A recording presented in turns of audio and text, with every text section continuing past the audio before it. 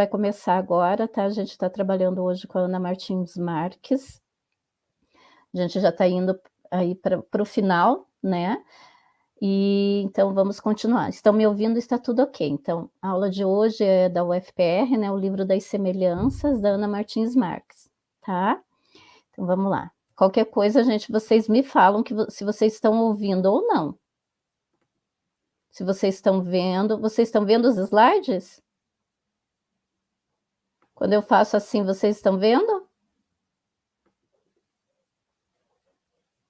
Gente.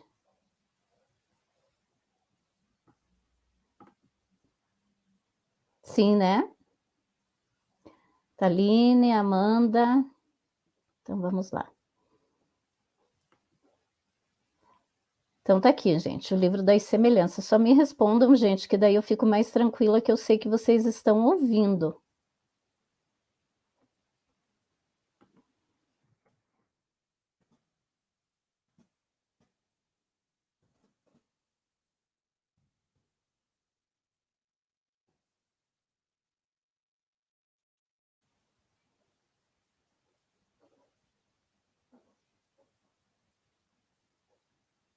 Tá, então vamos lá.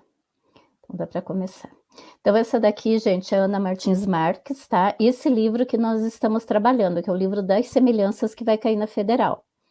Então a gente vai falar um pouquinho da Ana, tá? A Ana Martins Marques é uma poeta mineira, contemporânea, que nasceu em 1977. Ela é doutora em literatura comparada. Opa, só um pouquinho. Ela é doutora em literatura comparada pela Universidade Federal de Minas Gerais, tá? Ela se formou em 2013. É mestre em literatura brasileira pela mesma instituição.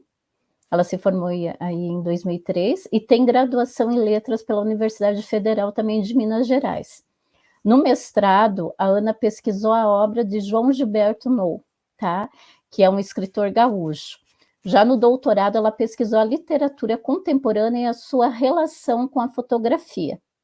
Então, as publicações da Ana. A Vida Submarina, tá? Pela Scripton, que é uma editora independente para novos talentos. Em 2011, ela publicou Da Arte das Armadilhas pela Companhia das Letras. Isso é muito importante, gente, porque significa o quê? Que é uma editora muito bem conceituada, né? Que publicou o livro dela. E esse livro que ela publicou, ela ganhou o prêmio Afonso de Guimarães, tá? Da Fundação da Biblioteca Nacional. Aí, em 2015, ela publicou o livro que a gente está trabalhando agora, que é o livro das semelhanças, pela Companhia das Letras também, e ela ficou em terceiro lugar no prêmio Oceanos. Em 2016, ela publicou Duas Janelas, com Marcos Ciscar, pela Luna Park Edições, que é uma editora da Marília Garcia, tá? Também é uma escritora contemporânea. Em 2017, Como se fosse acaso, uma correspondência com Eduardo Jorge, pela Relicário. Em 2019, o livro dos Jardins, tá? Pela Quelônio. Em 2021, A Vida Submarina foi reeditada pela Companhia das Letras, tá? Em 2021, ela publicou Risque Esta Palavra. Vamos lá falar um pouquinho, né, do livro. O livro das semelhanças, ele é dividido em 4 seções. Livro, cartografia, visitas ao lugar comum e o livro das semelhanças. Tá? Então, a última seção tem o mesmo nome do livro. Semelhanças é igual metáforas e comparações. O livro também possui muita intertextualidade, gente, pois a Ana Martins Marques dialoga com outros poetas, tá? Como que é feito esse livro? Como ela é uma escritora contemporânea, o verso é livre, ele não tem métrica. Aquilo que eu trabalhei com vocês na aula passada, que foi do Gonçalves Dias, que era tudo metrificado, né, com rimas, a Ana é totalmente diferente, tá? A presença rara de rimas e, quando aparece, dialoga com a questão irônica e com humor. Ausência de pontuação, então toda aquela pontuação que eu falei para vocês, prestem atenção nas pontuações, olha como tem vírgula, a Ana não tem. Então, ela clama para uma leitura oral e o leitor decide onde coloca a pontuação.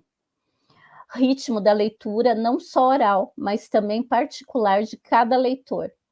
tá? O encadeamento, o enjambemã, que é a quebra sintática entre os versos. Isso a gente vai perceber agora analisando os poemas, tá?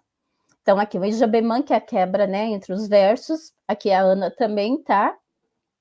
Aí a gente vai ter o quê? A presença do amor, do humor. A Ana brinca com a literatura. O cotidiano, que é a linguagem do cotidiano, ele aparece. A poeta leva o leitor a pensar sobre o cotidiano, a melancolia e a metalinguagem. A Ana também ela faz poesia com coisas que são muito pequenas, que para muitas pessoas não tem significado. Ela escreve poesia. Parece que a primeira sessão é a preparação para entrar no livro. A última sessão é o livro das semelhanças. Então, a Ana Martins Marques brinca com as relações e sentido, tá, gente? Então, olha só. Aqui é a primeira sessão do livro das semelhanças, que chama-se livro. Cada parte dessa primeira, né, dessa primeira parte tematiza a parte estrutural de um livro. Então, começa como? Ideias para um livro. Livro, capa, nome do autor, título, dedicatória, epígrafe, primeiro poema, segundo poema, acidente, o encontro, tradução. Aí ela continua com papel de seda, não sei fazer poemas sobre gatos, boa ideia para um poema, esconderijo, poema de verão, poemas reunidos, último poema, índice remissivo, colofão e contracapa. Então, olha aquilo, gente. O livro é o livro. Aí ela começa com o quê? Ideias para um livro, pensando antes. E ela já faz um poema chamado Ideias para um Livro. Aí ela faz outro poema chamado Livro. Aí ela escreve um poema que o tema é capa. E daí, nome do autor. Então, ela vai fazendo essa brincadeira. Ela pega o que é cada parte de um livro e vai escrevendo a poesia. Então, vamos lá. Eu peguei um aqui e analisei, tá? E a gente vai ver juntinho. Só quero saber se tá tudo ok aí, vocês estão. Tá tudo ok, né, gente? Estão vendo sim. Então, vamos lá. Então, vamos lá. Ideias para um livro. Uma antologia de poemas, tá? Escritos por personagens de romance. Então, só um pouquinho, vou explicar um pouquinho aqui. Então, 6 partes, tá? Aqui tem 6 partes, olha, bem certinho. Cada parte, cada uma com 2 versos. Em cada uma das partes tem uma ideia distinta para a criação do livro. Metalinguagem. Isso cai, prof? Cai, tá? O que a Ana trabalha? Metalinguagem, tá? Então, a gente vai ver com que quais são as figuras, né, que ela está trabalhando, as figuras de linguagem. A poeta brinca com as concepções de literatura. Então, olha aqui. Uma antologia de poemas escritos por personagens de romance. Aí, olha só. Uma antologia de poemas, epitáfios. Uma antologia de poemas que citem o nome dos poetas que os escreveram. Uma antologia de poemas que atendam às condições 2 e 3. Quais são as condições 2 e 3? Uma antologia de poemas epitáfios e uma antologia de poemas que citem o nome dos poetas que os escreveram. Um livro de poemas que sejam ideias para livro de poemas. Este livro de poemas. Então, agora a gente vai analisar cada parte. Então, uma antologia de poemas escritos por personagens de romance. Personagens de romances escrevendo um livro de poemas. E a parte 2, a literatura se escrevendo dentro da primeira parte, uma antologia, né, de epitáfios. Então, aqui na parte 2, é a antologia de epitáfios, é o humor, o melancólico. O epitáfio é a mensagem escrita nas lápides quando as pessoas morrem. Aquelas mensagens que escrevem, descanse em paz, né, aqui jaz tal pessoa. E essa parte 3, uma antologia de poemas que citem o nome dos poetas que os escreveram. O escritor o autor também pode ser poesia. Quer dizer, eu escreveria um livro assim, livro, Ana Martins Marques, Marília Garcia, João Cabral de Melo Neto, sabe? Então, cada um seria um verso do poema. E daí, uma antologia de poemas que atendam às condições 2 e 3. A poeta brinca com a construção da literatura e volta aos versos 2 e 3, que são personagens de romances e escrevem epitáfios. Um livro de poemas que sejam ideias para livro de poemas, né? O próprio poema tematizado, tá? E a 6 é este livro de poemas. A poeta finaliza e convida o leitor a entrar no livro. Olha só, a finalização. Este livro, leitor, que você está vendo aqui na sua frente, que você começou a ler, não pare de ler, entra, tá? Então, é um convite. Agora a gente vai para mais um que está lá dentro, né, do livro, que é a capa. Aí eu peguei a capa, que é o primeiro dessa sessão, e peguei o último, que é dessa sessão também, que é a contracapa. Então, olha assim, a capa, ela escreve um biombo entre o mundo e o livro. E o último poema dessa sessão é a contracapa, que é um biombo entre o livro e o mundo. Então, eles são espelhados, tá? Então, olha só, um biombo entre o mundo e o livro, e o último é um biombo entre o livro e o mundo, né? Então, na primeira parte, a poeta ela tematiza a matéria do livro em si, o livro mesmo, gente.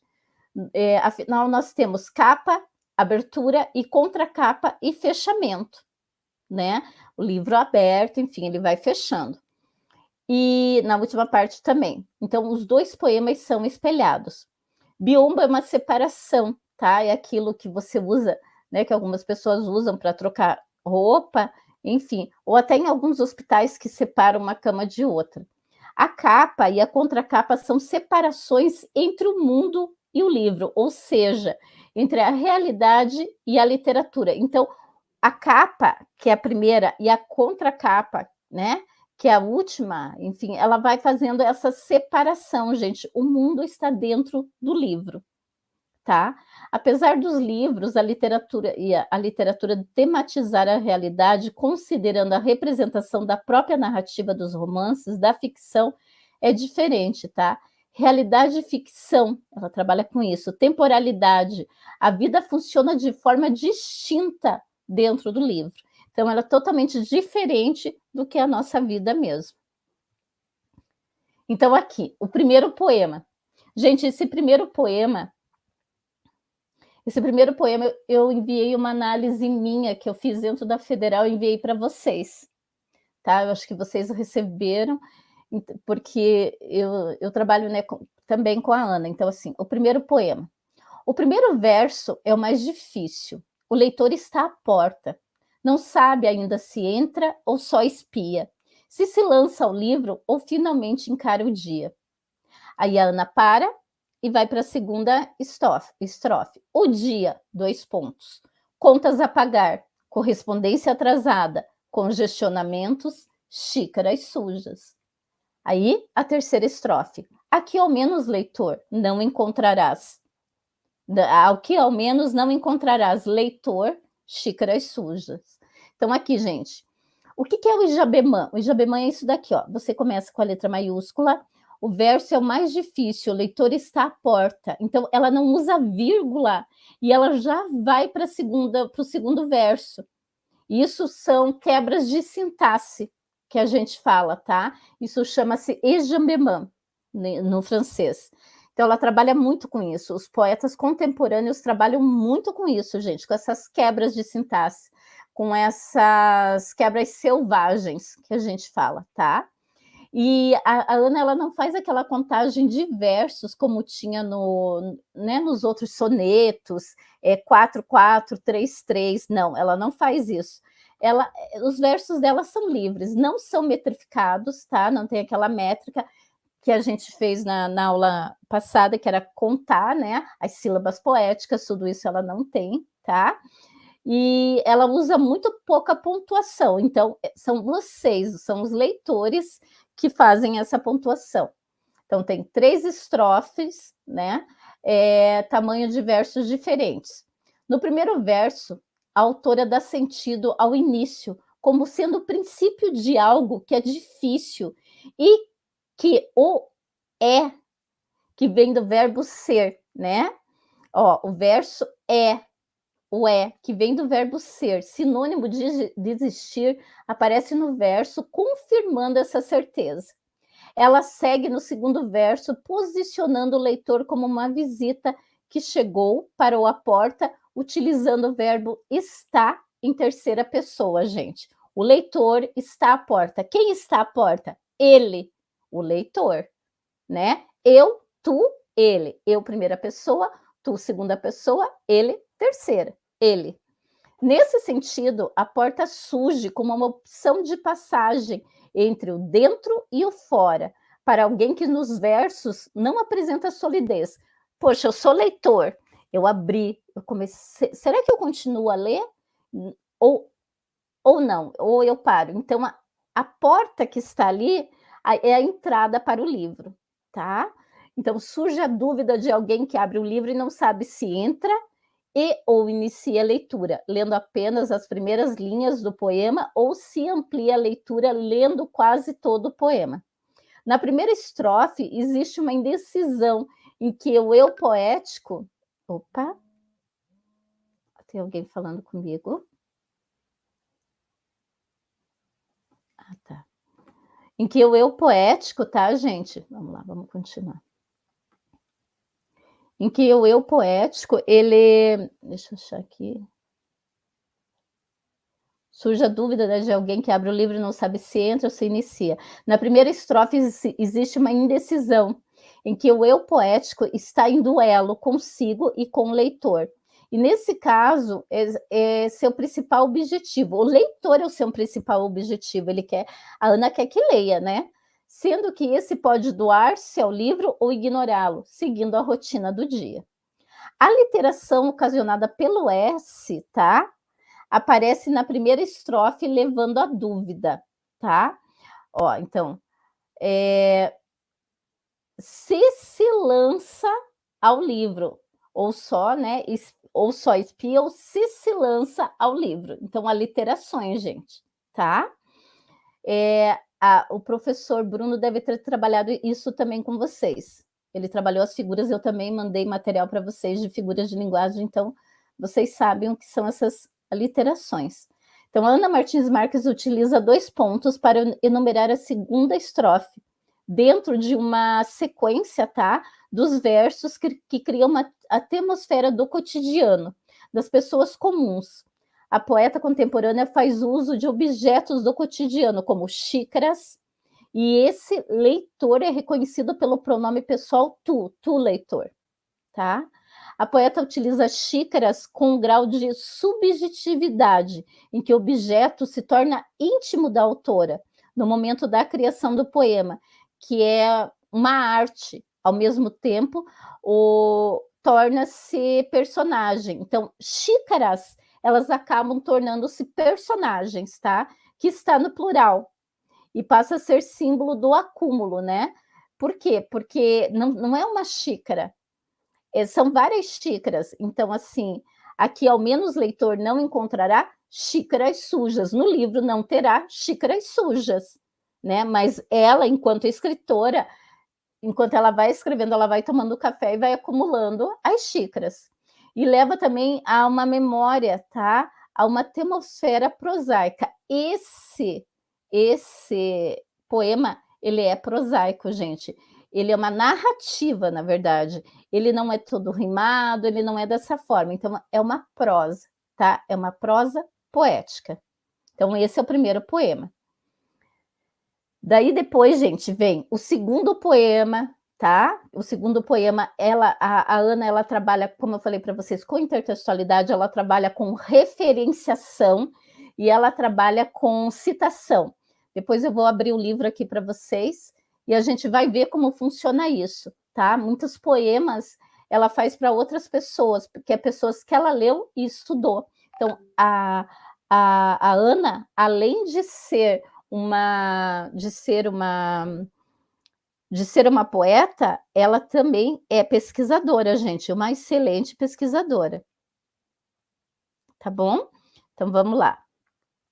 Então, a Ana Martins Marques na segunda sessão do livro das semelhanças, é chamado de cartografias.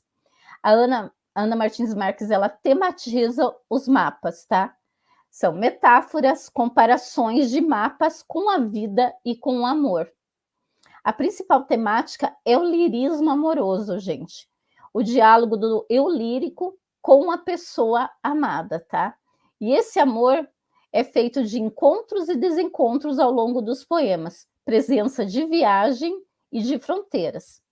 Então, aqui eu trouxe, tá, um poema para vocês, para a gente poder analisar.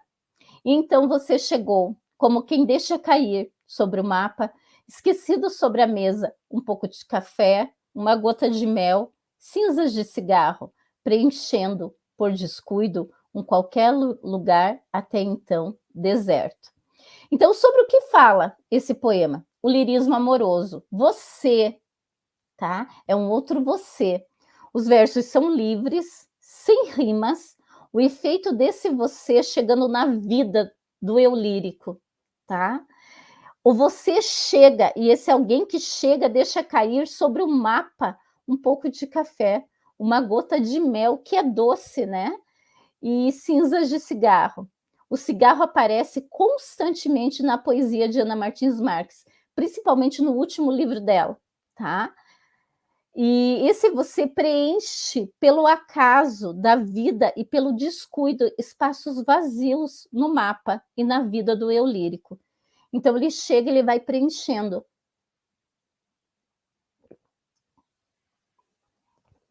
O mapa é a vida do eu lírico, é a vida da poeta. E esse você, né, dessa forma amorosa, com todo esse lirismo, chega e vai deixando aquela sujeirinha e vai preenchendo a vida do eu lírico, tá? Então, funciona. Podem ver também, começa com letra maiúscula, não tem vírgula e não tem, inclusive, ponto final. Então, vocês que vão fazer as pontuações. Então, ao adentrarmos as cartografias que apresentam em seu nome a vontade de escrever, de grafar mapas, rotas, caminhos, cidade, né, fronteiras, a necessidade de marcar os pontos nos mapas, sendo que um dos pontos sou eu, o outro é você, sempre. Não são viagens em si, mas são viagens que gostariam de ser. A Ana trabalha com ensaios, tá? Porque a viagem em si, o deslocar o corpo no espaço, é pertencer-se a... É uma possibilidade de não encontrar você. A grafia dos mapas é a grafia de um desejo, é um risco de duplo sentido, pois preenche por descuido, né? Um qualquer lugar até então deserto, mas sempre acabo tomando o caminho errado na esquina das nossas ruas que não se cruzam. Note-se que não nos afastamos da poesia que tematiza a escrita, de forma alguma. Uma outra escrita pode ser mapas amorosos, mas esses mapas se estendem sobre a mesa de trabalho. Desde então, minha mesa de trabalho termina subitamente no abismo. Aqui é um pedacinho de um poema dela, tá? Aqui também é a Ana, né? Então, essa é a nossa Ana Martins Marques, que escreveu o livro das semelhanças e que vai cair aí no vestibular. Ela teve aqui na Federal, né, algum tempinho atrás, ela veio uma noite aqui fazer a apresentação do livro, né? Ela teve com o professor Guilherme Gontijo, que eu trabalhei com ele, com vocês, na primeira aula, trabalhei sobre, quando eu falei da Lira, eu falei sobre ele, e passei um vídeo, inclusive, para vocês, tá? E com a professora Lucy Colim. Então, vamos para mais um. Deixa eu ver se está certo aqui. Esse aqui. Uhum. Então, abra o mapa na chuva para ver pouco a pouco diluírem-se as fronteiras. As cidades borradas diminuem de distância, as cores confundidas nem parecem mais aleatórias, perderam aquele modo abrupto, com que as cores mudam nos mapas. Agora, há um grande lago onde havia uma cordilheira. O mar não é mais molhado. Não é mais molhado do que o deserto. Deixa eu ver se eu consigo ver o que está escrito aqui. Do que o deserto logo ao lado. Então, essa daqui é a primeira estrofe. E o que que diz, tá? As fronteiras são diluídas. Tudo está borrado, gente. Olha, as cidades borradas, tá? O local em que havia uma cordilheira surgiu um mar, né? Podem ver aqui, ó. Onde havia, onde antes havia uma cordilheira, o mar não é mais molhado. Quer dizer, surgiu um mar que tinha água em excesso, mas agora não tem água, porque não é mais molhado do que o deserto, que é o seu vizinho nesse momento, pois está ao lado, né? A primeira estrofe, ela propõe quais são os efeitos de molhar na chuva esse mapa. Tá? Deixa eu ver se alguém está falando comigo.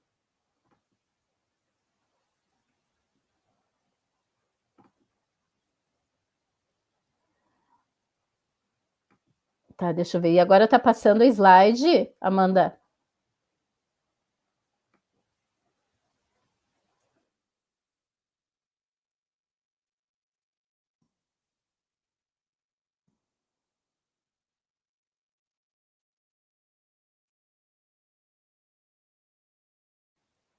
Só me respondam, gente. Agora está passando? Ah, tá. Então vamos ver se está certo. Tá. Então eu acabei aqui, a Ana, tá? Aí eu expliquei esse daqui. Agora a gente vai para o 13, sim. Tá? Então no 13 ele fala o quê? Isso daqui é a segunda estrofe, gente. Então ele fala assim: deixo depois o mapa para secar ao sol. Sobre a grama do jardim, mais rápidas do que aviões, as formigas atravessam de um continente a outro. Uma lagarta riscada apossou-se das correias, das Coreias, agora unificadas, um tapete de folhas. Cobre o mar Egeu, e o rastro de uma lesma umedeceu o Atacama. Uma formiga enamorou-se de um vulcão, exatamente do seu tamanho. Um dos polos ficou à sombra e resfriou-se, tá? E resfriou-se mais que o outro.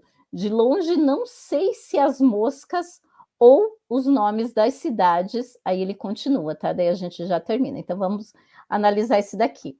Então, na segunda estrofe, a segunda estrofe, né? Deixa o mapa secar no jardim. Aqui aparece a representação do mundo. O mapa, gente, é um mundo com seres do jardim. É como se o mapa tivesse caído no jardim. Os insetos começam a fazer parte desse mundo, pois esse mundo não é maior do que a existência dos seres dos jardins. A Ana está brincando, como se fosse uma criança. Os insetos preenchem o mundo, que é o suficiente para ser colocado em um jardim. Então, as questões aqui envolvem também a geopolítica e a aproximação com Manuel de Barros, tá? Com as suas insignificâncias do quintal e do jardim. Mais rápidas do que aviões, as formigas atravessam de um continente ao outro.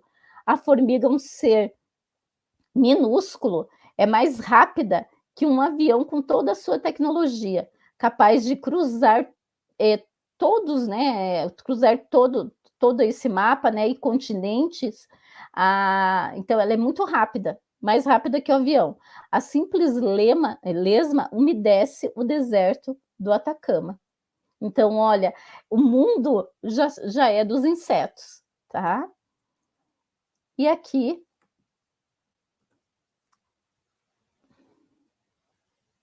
deixa eu ver se tá certo.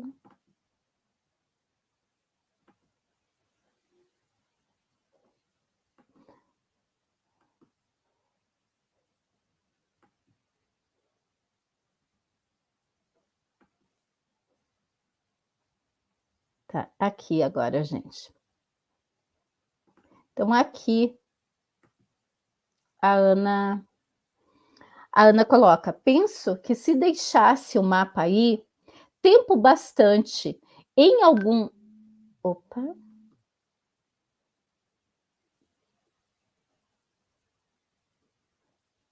Mas ele está passando, né, Amanda? O que eu quero é que ele passe. Tá, então penso que se deixasse o mapa aí tempo bastante, em algum momento surgiria, quem sabe, um pequeno inseto novo, com esse dom que tem os bichos e as pedras e as flores e as folhas, de imitarem-se uns aos outros, tá? Um pequeno inseto novo, eu dizia, um novo besouro, talvez, que trouxesse desenhado nas costas o arquipélago de Cabo Verde, ou as finas linhas das fronteiras entre a Argélia e a Tunísia. Então, na terceira estrofe surge a concepção da vida de um inseto e a valorização do jardim nesse mundo do mapa. As pedras, as folhas e as flores são imitadas, gente. A poeta, ela sai do que é esse mundo que é colocado em um mapa e ele vira o mundo dos seres pequenos. Os insetos carregam consigo o pequeno mapa nas costas, tá? Que é ali o besouro, né? E daí ela termina assim: quando enfim fechássemos o mapa, o mundo se dobraria sobre si, e o meio-dia, recostado sobre a meia-noite, iluminaria os lugares mais secretos. Então, aqui, quando o mapa fosse fechado, quando ele fosse dobrado, o mundo passaria por uma dobra, em que o meio-dia encontraria-se com a meia-noite dentro do mapa. Então, o país que está lá ao meio-dia vai encontrar com o país que está lá à meia-noite. Iluminaria os lugares mais secretos e obscuros. É como se o meio-dia estivesse espelhado na meia-noite e vice-versa. Então, se encontram, é aquela dobra, tá? Onde os países, né, os insetos de um país do outro, eles se encontram. Aqui também é a Ana. Agora a gente vai para a terceira sessão. Depois eu vou mostrar o livro para vocês, gente. Na terceira sessão do livro das semelhanças é visitas ao lugar comum. As visitas ao lugar comum, numeradas de 1 a 14, são engenhosas e lembram os jogos verbais de nossos poetas sempre barrocos. Não fosse a diferença de que na poesia da Ana, tá, o hermetismo retórico dá lugar a uma experimentação de limites entre linguagem cotidiana e a linguagem que chamamos de poética. O que é esse hermetismo? É algo que é obscuro, que é difícil, tá?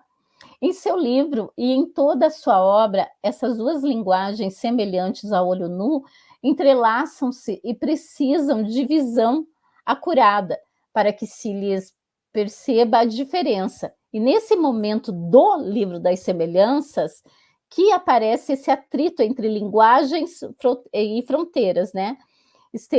Elas estão mais agudamente evidentes, tá? O lugar comum por sua própria natureza, repetido sem questionamentos. Se distende e se estilhaça em poesia. Expõe em suas vísceras a metáfora original de que nasceu e que, eis a questão, traz em si a marca do poético. Então, aqui tem um poeminha, tá, que eu coloquei. Dobrar a língua e a desdobrá-la, deixar cair uma a uma palavras não ditas. O senso de humor surge acompanhado de certa melancolia, pois o degelo das palavras não lhes retira por completo o gosto frio. Amar profundamente, mais um poema, mas testar volta e meia se ainda dá pé, né? Você ama, ama, ama, mas será que esse amor ainda dá pé mesmo? Então, olha como é totalmente diferente sobre tudo aquilo que a gente trabalhou, né? A inovação que a Federal está trazendo aí para o vestibular. Então, aqui, né, nessa sessão, o lugar comum é a visita ao lugar comum da língua, gente, ou seja, expressões que nós utilizamos no cotidiano. A poeta constrói o cotidiano linguisticamente falando, ser desdobrado e transformado em poesia, tá? Então, o cotidiano, ele é desdobrado, né, e é transformado em poesia. Então, o que ela utiliza nessa sessão? Ela utiliza expressões idiomáticas, tá? que ultrapassa o sentido literal das palavras que as compõem. Então, essas expressões congeladas que nós utilizamos e que todas as línguas, e que em todas as línguas elas existem, né? Elas ultrapassam o sentido literal das palavras que compõem. Exemplo, eu estou por um fio. Mas você está por um fio mesmo? O fio lá está te segurando? Né? Então, são expressões idiomáticas. A poeta coloca no sentido literal as palavras e transforma em poesia. E essa, ao transformar cada palavra no sentido literal, cria um novo sentido comutativo. O que é o comutativo? Troca ou equivalência. Tá? Então, a gente vai analisar também. Olha só, então esse daqui é o poema 4. Então, eles são numerados em 14, gente, tá? Perder a hora e encontrá-la depois, no intervalo de teatro, nos cantos empoeirados do domingo, entre um telefonema e o outro dentro do táxi. Então, vamos ver aqui, gente. Como eu falei para vocês, também sem pontuação, inclusive sem pontuação final, com enjambemã, com as quebras selvagens, tá? E olha, começa com letra maiúscula e depois tudo em minúsculo. Então, o perder a hora e o tempo, literalmente, enquanto coisa. Esse tempo é uma coisa. Quando você perde alguma coisa, você procura em vários lugares. Então, eu perdi a hora, eu tenho que achar a hora. Dessa forma, o eu lírico procura a hora no intervalo do teatro, que é o quê? Que é o momento entre os atos, né? Em que você não faz nada ou que você vai ao banheiro. Aí, você vai procurar a hora que você perdeu. Você procura nos cantos empoeirados do domingo, pois o domingo é o dia do descanso. Então, lá talvez você ache a hora que você perdeu. Entre um telefonema e outro, afinal, enquanto você desliga um telefonema e liga para outro número, você não conversa com ninguém e nem faz nada, então você vai procurar a hora. E, finalmente, dentro do táxi, que é o trânsito em que você pode pedir ao motorista que o motorista corra, né? Para que você tente recuperar essa hora perdida que está no primeiro verso. Então, no final, ela acaba voltando lá para cima, tá? Então, vamos achar essa hora que eu perdi. É muito engraçado essa forma como ela trabalha, né? Com a língua, com as palavras, e como ela cria isso. Ela coloca locais onde tem um cantinho para você achar essa hora perdida, para você ao menos procurar. E a quarta sessão, gente? A quarta sessão do livro das semelhanças é o livro das semelhanças. Aqui eu trouxe para vocês a Ana, e aqui, tá? É Manuel Bandeira. Por quê? Porque esse poema está refletido no poema de Manuel Bandeira. Ela mesmo coloca aqui, gente, essa epígrafe. Por isso que eu falei para vocês que tem essa intertextualidade. Aqui é uma epígrafe. Ela usa citações, ela usa intertextualidade, que muitas vezes é explícita ou implícita. Ela faz referenciações, tá?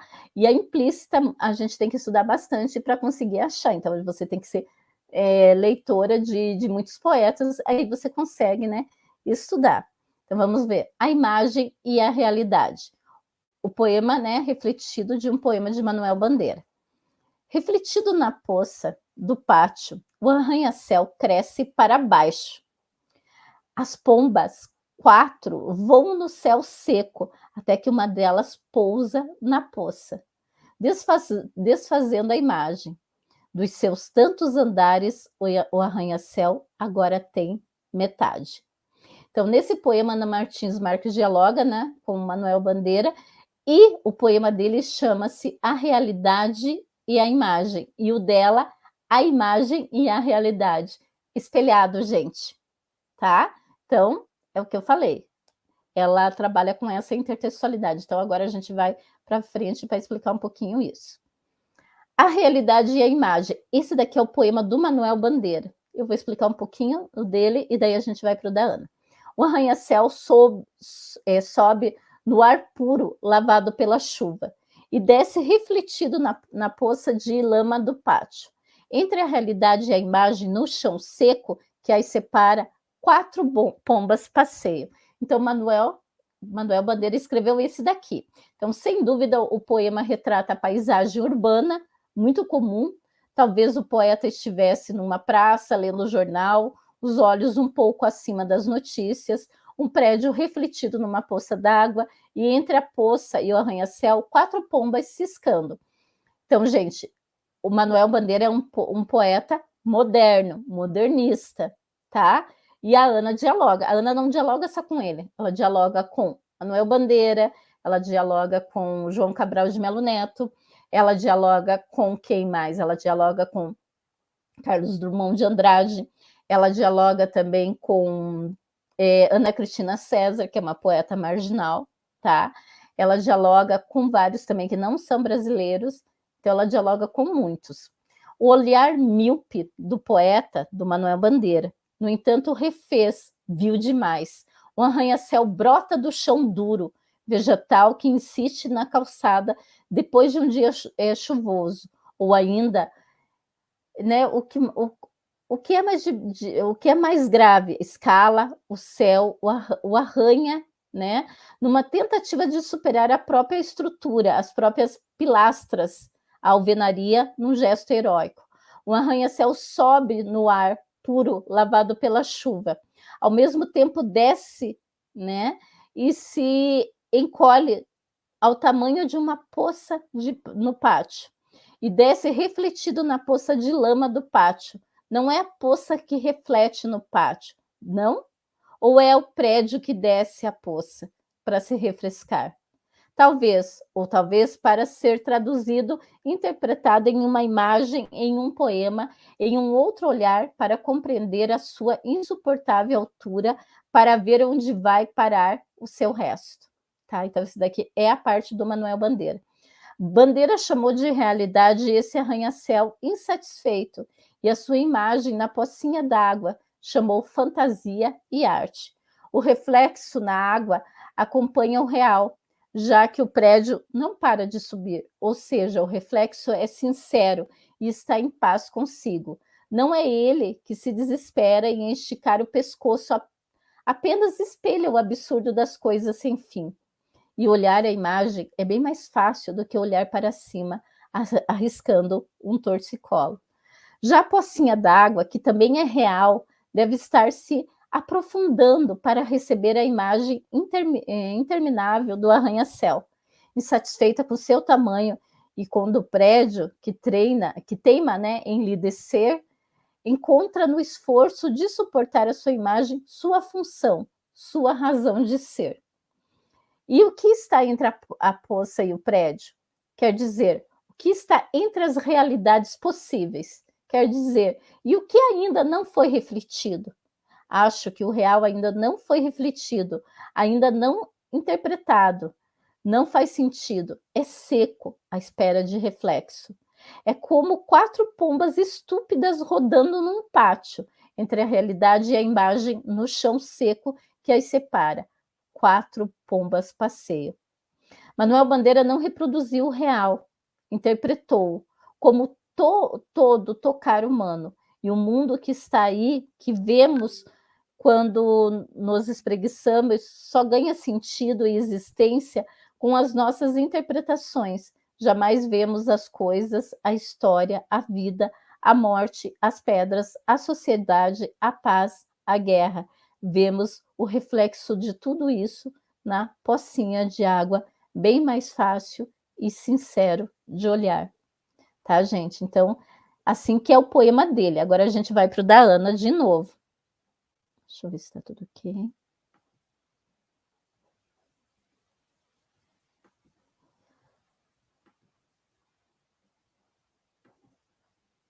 Tá, então vamos lá. Agora eu voltei no da Ana. Então, aqui, novamente, a imagem e a realidade. Refletido na poça do pátio, o arranha-céu cresce para baixo. Uma das coisas, gente, que quando a Ana se aproxima dos poetas modernistas, dos marginais ou até dos poetas mais antigos, a Ana vai e ela faz uma visita, tá? Quer dizer, ela faz uma visita à poesia deles, ela estuda sobre eles. Mas não quer dizer que essa reconstrução que ela vai fazer, que essa intertextualidade vai ser igual. Muitas vezes ela visita no sentido de alteridade. O que é isso, gente? É você se colocar no lugar do outro, tá? É você chegar lá. Quando a Ana chega no poema deles, ela procura sentir o tempo deles, porque você vai lá, não é o mesmo tempo, não é a mesma época, não estão acontecendo as mesmas coisas que estão acontecendo agora no contemporâneo. Então ela vai lá, visita, e daí muitas vezes ela reconstrói esse poema de forma crítica e artística, tá? Então ela traz para ela e reconstrói. Então aqui, olha, já no 8º e 9º versos, tá? A Ana escreve desfazendo as imagens, olha só, dos seus tantos andares. Nesses versos, a poeta faz uso do gerúndio, gente, tá? Que é aqui, ó, refletido na poça, o arranha-céu cresce para baixo. Agora vamos imaginar. Ah, desculpa, eu comecei aqui, comecei pelo fim, tá aqui, ó. Marques visita Manuel Bandeira e escreve, refletido na poça do pátio, né? Um poema que é todo construído com o uso do Ijambemã, como todos os outros, rompendo assim a unidade sintática. Entre os versos em que a poeta adentra a modernidade da cidade e parece trazer a imagem refletida na poça do pátio. No segundo e no terceiro versos, ela escreve o arranha-céu cresce para baixo. Como que o arranha-céu que cresce para cima, ele vai crescer para baixo? E usa uma antítese, tá? Para exprimir a oposição entre os dois versos.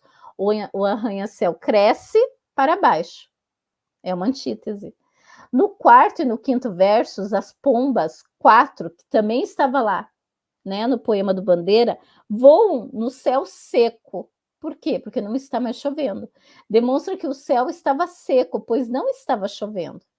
E no 6º e 7º versos, a poeta descreve até que uma delas pousa na poça, demonstrando assim que as pombas estavam à procura de água e somente encontraram nessa poça.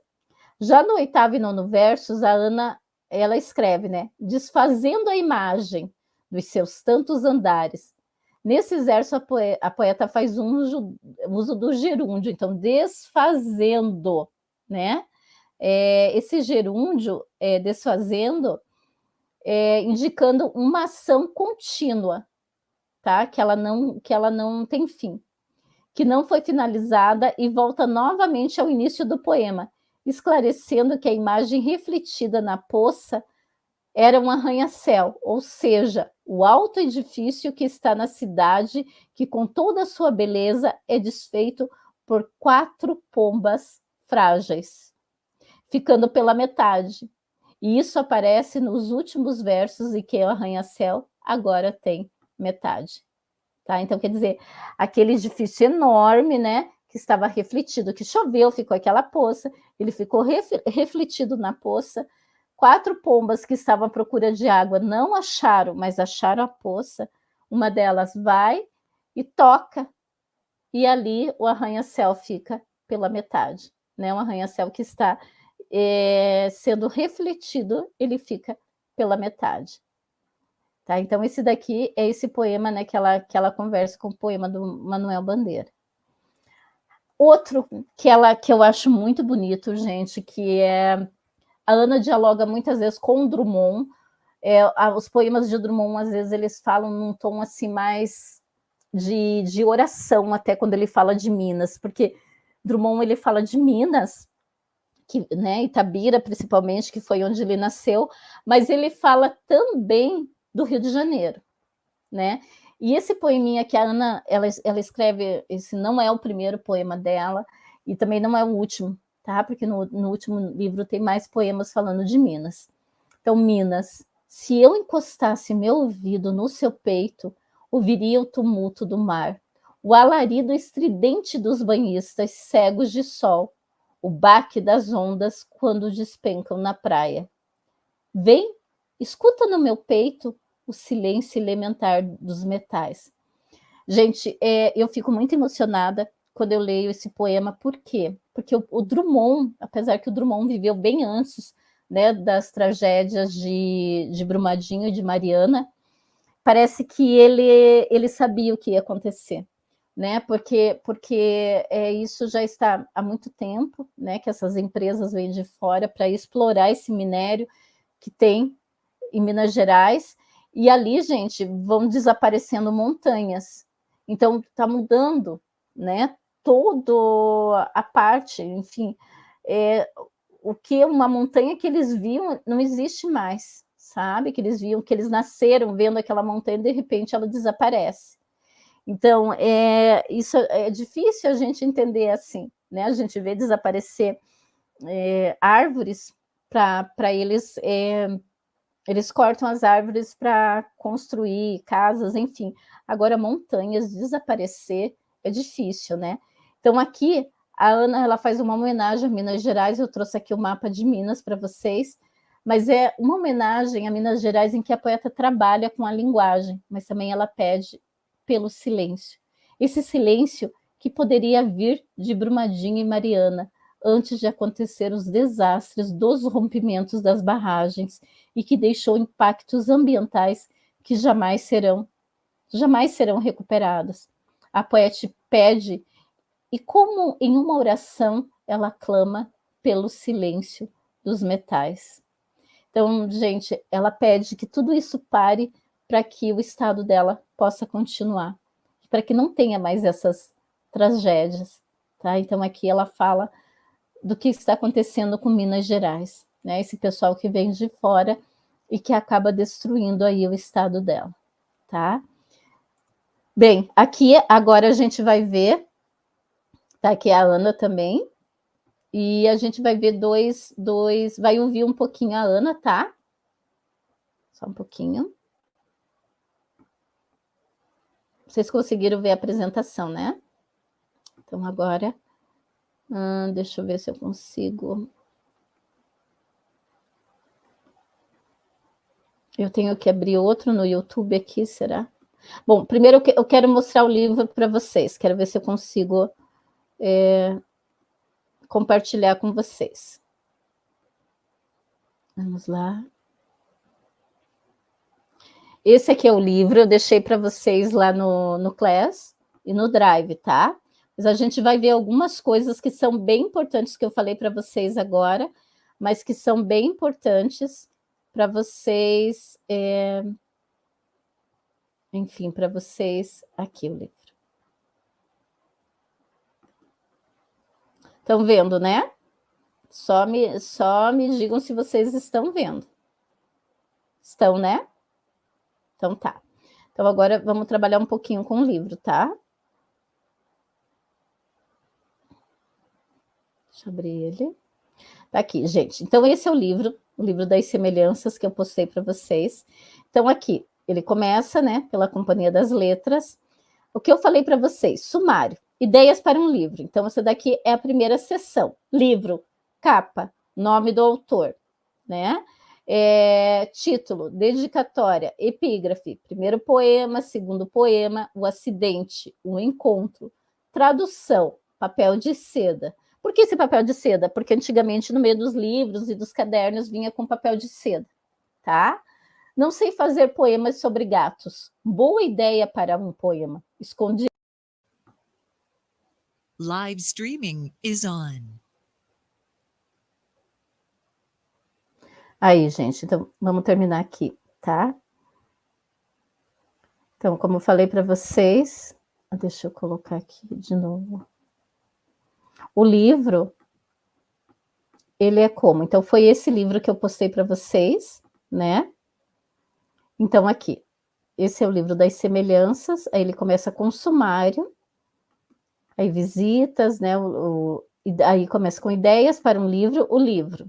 Então, aqui o capa, que a gente fez a análise, o título, tá? A dedicatória, a epígrafe.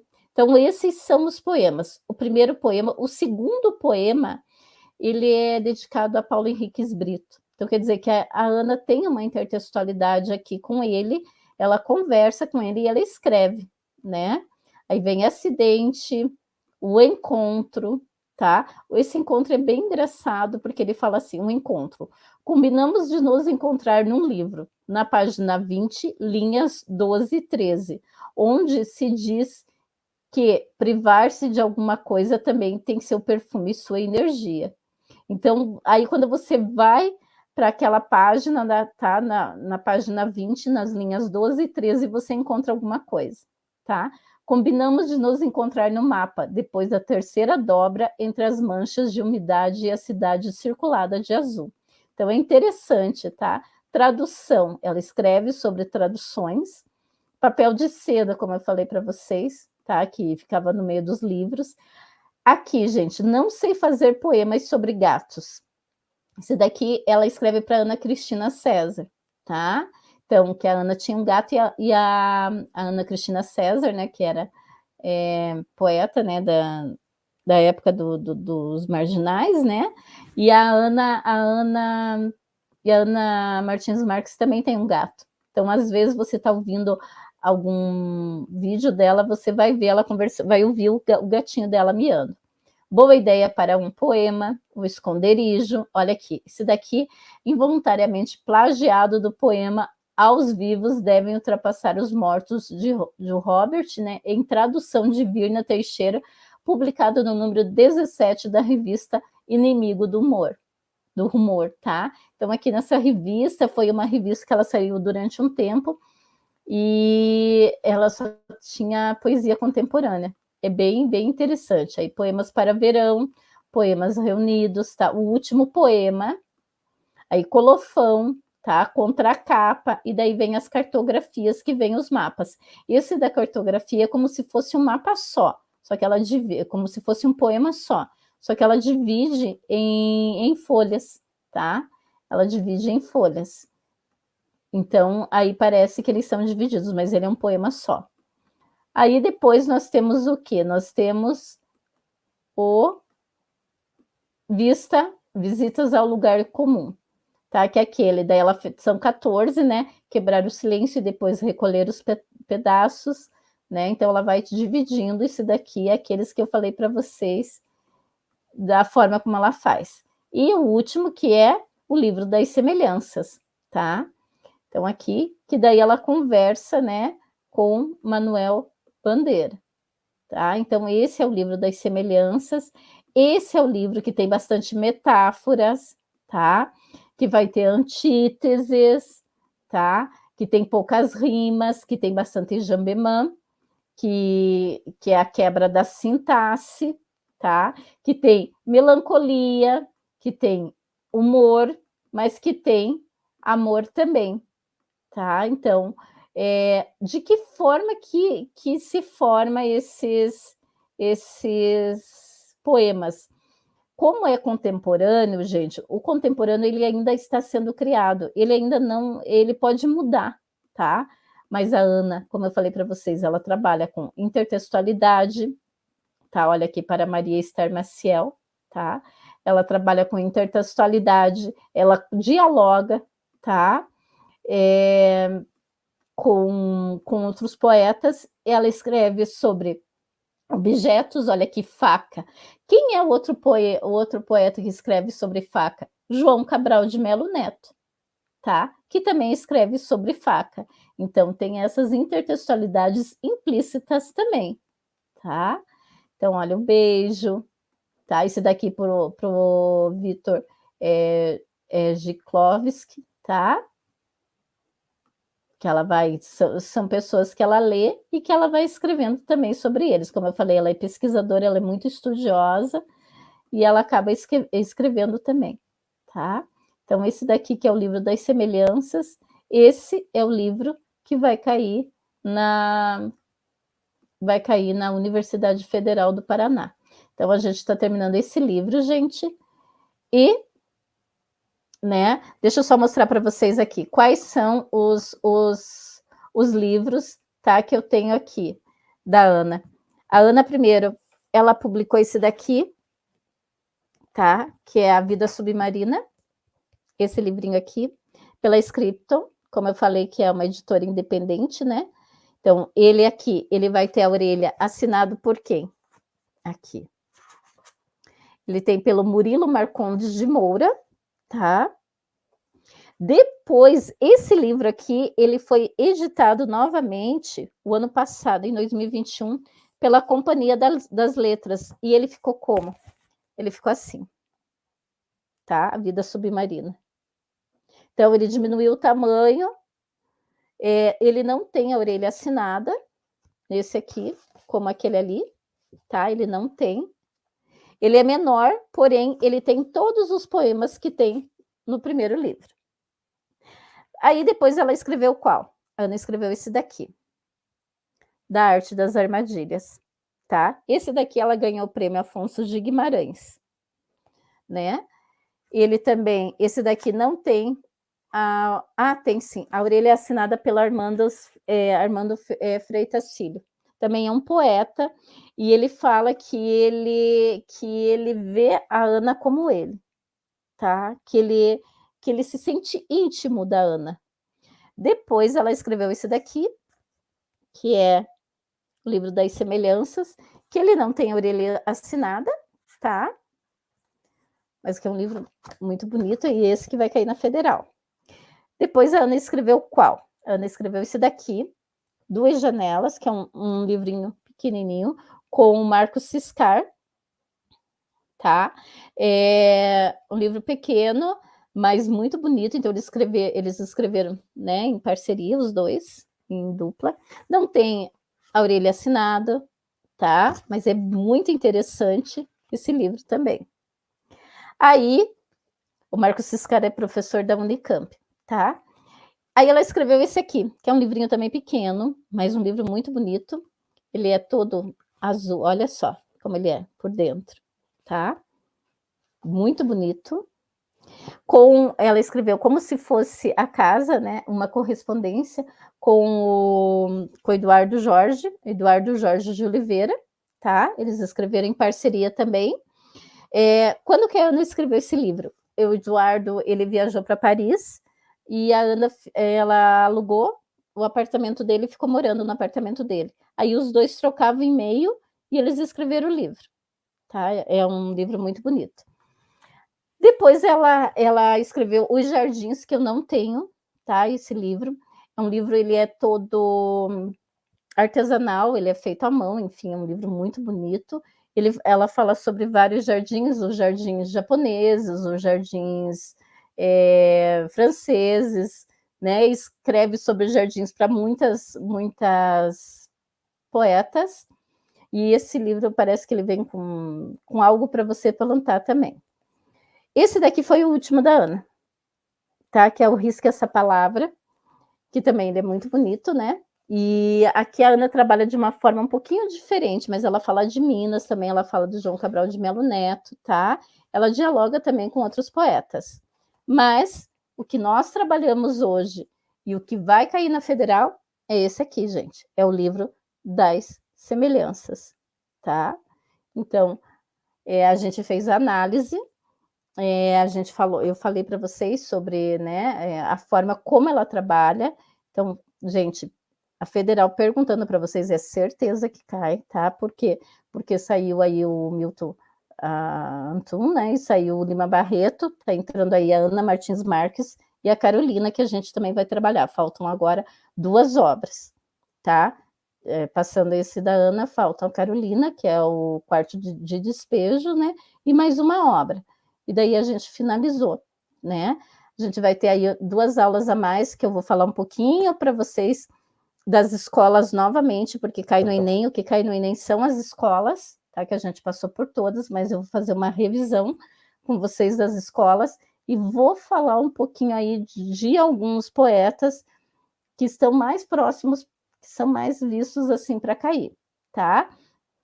E a gente vai trabalhar também as escolas, e daí vamos terminar essas 2 obras aí da Federal.